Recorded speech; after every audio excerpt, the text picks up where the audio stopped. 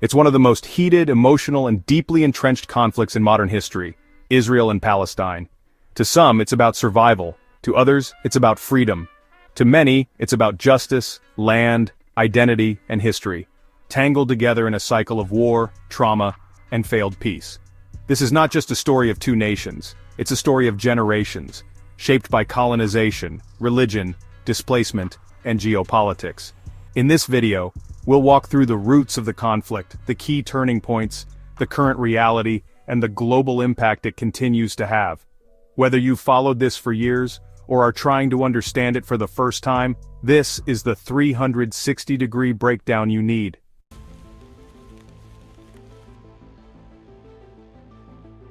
Long before it was called Israel or Palestine, the land was known as Canaan, and later part of ancient kingdoms like Israel, Judah, and eventually under Roman rule.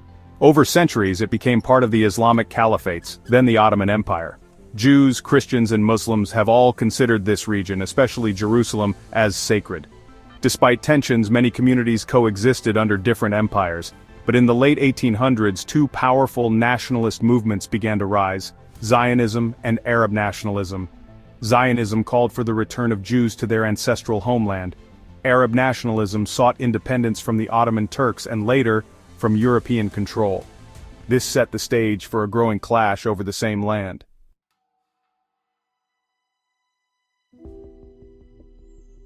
After World War I, the Ottoman Empire collapsed, and Britain took control of Palestine through a League of Nations mandate.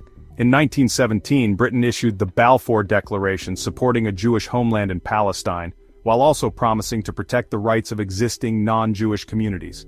This contradiction created enormous tension. Jewish immigration increased, especially after the Holocaust, while Arabs feared displacement. Violence erupted in the 1930s with riots, revolts, and brutal crackdowns.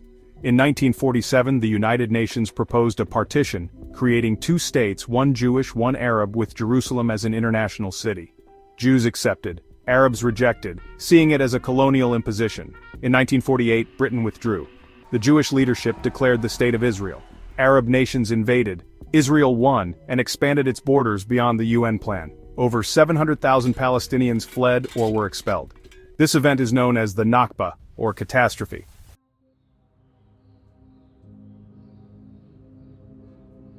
In 1967, during the Six-Day War, Israel captured the West Bank, East Jerusalem, Gaza Strip, Sinai Peninsula, and Golan Heights. The West Bank and Gaza are home to millions of Palestinians, yet were now under Israeli military control. Israel began building settlements, Jewish communities, in these occupied territories. The international community largely considers them illegal under the Geneva Convention, but Israel disputes this. Palestinians lived under military occupation, facing checkpoints, home demolitions, and limited movement. In response, the First Intifada, an uprising, broke out in 1987, followed by a more violent Second Intifada in 2000. Meanwhile, internal Palestinian politics split. The Fatah-led Palestinian Authority took control of the West Bank while Hamas, a militant Islamist group, took over Gaza after winning elections in 2006.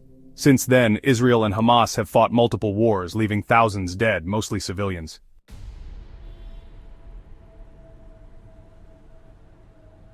In Gaza, nearly 2 million Palestinians live under an Israeli-Egyptian blockade.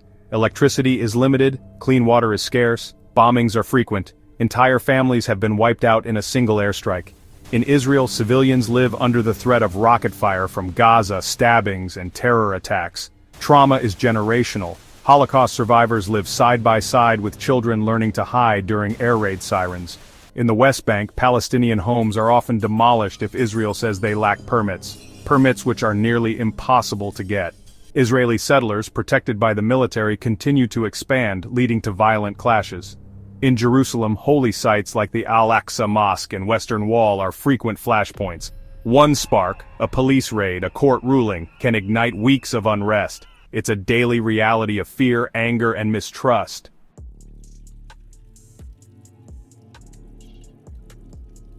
There have been multiple attempts at peace. The Camp David Accords in 1978, the Oslo Accords in the 1990s, which created the Palestinian Authority, the 2000 Camp David Summit, and the 2020 Abraham Accords, normalizing relations between Israel and Arab states, but excluding Palestinians. Yet none have resolved the conflict's core issues: borders, refugees, Jerusalem's security, and mutual recognition.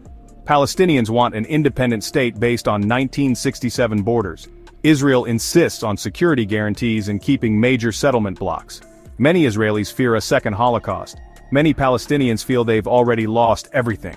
Today, both leaderships are weak and deeply distrusted, even by their own people. Extremism, violence, and despair fill the void where peace once seemed possible.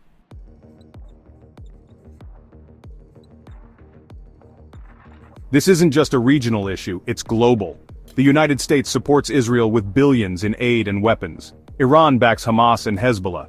Arab nations are divided. The United Nations debates, but progress stalls. Worldwide protests erupt after every escalation, demanding justice for Palestinians, security for Israelis, and accountability for war crimes on both sides. Social media fuels narratives, misinformation, and outrage. But beneath the hashtags and headlines are real people, children, families, survivors, trapped in a political deadlock they didn't choose.